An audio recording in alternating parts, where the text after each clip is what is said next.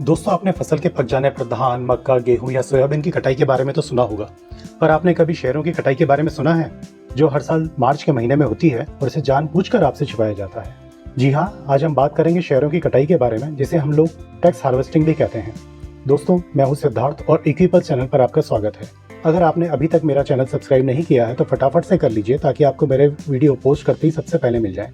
तो आइए शुरुआत करते हैं आज के वीडियो की। तो आज मैं आपको बताऊंगा STCL क्या होता है, LTCL क्या होता है, LTCG एडजस्ट होता है या नहीं, और प्रैक्टिकल उदाहरण के साथ में पूरा कैलकुलेशन भी।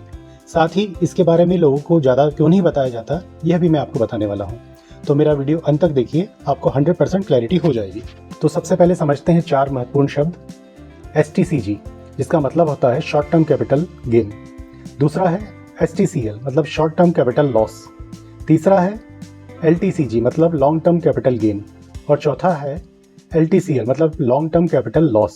सरल भाषा में अगर हम समझें तो शॉर्ट टर्म का सीधा सा मतलब है वो शेयर या इक्विटी जिन्हें खरीदे अभी 1 साल से भी कम समय हुआ है, और लॉन्ग टर्म का मतलब वो शेयर या इक्विटी जिन्हें खरीदे 1 साल से ज़्यादा हो चुका है।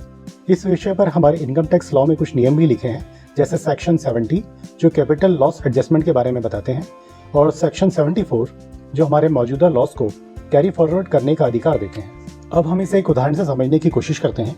मान लीजिए इस साल आपका short term capital gain 1 lakh रुपए है और long term capital gain 2 lakh रुपए है। तो कुल मिला के इस साल का जो आपका प्रॉफिट बना है वो 3 लाख रुपए बना है। तो टैक्स भी आपका 3 लाख रुपए पे लगने वाला है। लेकिन अगर आपके पोर्टफोलियो में कुछ शेयर ऐसे हैं जिन्हें लिए अभी 1 साल से भी कम समय हुआ है और वो 1.5 लाख रुपए के लॉस में चल रहे हैं, साथ ही इन शेयरों के बढ़ने की उम्मीद फिलहाल में बिल्कुल नहीं है, और आपको लगता है कि ये शेयर डेड स्टॉक है, तो हम उन शेयरों को अपने पोर्टफोलियो से निकालकर उनके लॉस को अपने प्रॉफिट के अगेंस्ट में एडजस्ट कर सकते हैं। तो अब हमारी स्थिति क्या हुई कि short term capital gain 1 lakh रुपए का है, long term capital gain 2 lakh रुपए का है, परंतु short term capital loss 1.5 lakh रुपए है।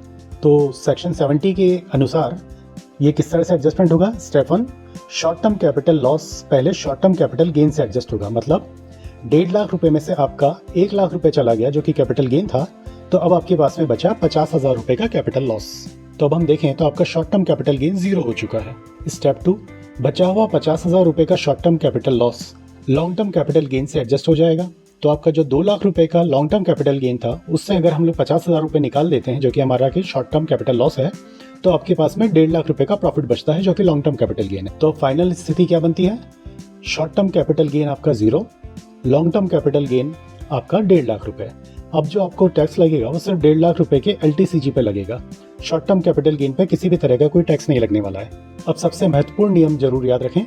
पहला नियम, शॉर्ट टर्म कैपिटल लॉस को आप केवल शॉर्ट टर्म कैपिटल गेन और लॉन्ग टर्म कैपिटल गेन पे ही एडजस्ट कर सकते हैं। नियम number 2, short term capital loss को आप केवल लॉन्ग टर्म कैपिटल गेन के अगेंस्ट ही एडजस्ट कर सकते हैं। आप शॉर्ट टर्म कैपिटल लॉस को सैलरी या बिजनेस इनकम से एडजस्ट बिल्कुल भी नहीं कर सकते हैं। अब बात करते हैं एक और महत्वपूर्ण जानकारी की, जिसे हम कहते हैं कैरी फॉरवर्ड रूल। तो अगर आपका लॉस पूरा एडजस्ट नहीं होता है और आखिर में प्रॉफिट की जगह लॉस ही बचता है, तो आप इसे सेक्शन 74 के अंतर्गत इस लॉस को आने वाले 8 साल तक कैरी फॉरवर्ड कर सकते हैं। लेकिन इनकम टैक्स फाइल करते समय आपको इसको दिखाना जरूरी होता है। तो आप समझ गए होंगे कि स्मार्ट स्ट्रेटेजी के साथ में अगर निवेश किया जाए तो हम लोग लॉस को भी फायदे में बदल सकते हैं। और इसके बारे में ज्यादा क्यों नहीं बताया जाता? क्योंकि ज्यादा प्रॉफिट का मतलब होता है ज्यादा टैक्स, और ज्यादा टैक्स का फायदा किसे होता है ये तो आप अच्छे जानते ही होंगे। तो दोस्तों, अगर आपको ऐसी ही जानकारी चाहिए तो चैनल को सब्सक्राइब करें और हमारे फ्री टेलीग्राम चैनल को जरूर ज्वाइन करें। धन्यवाद।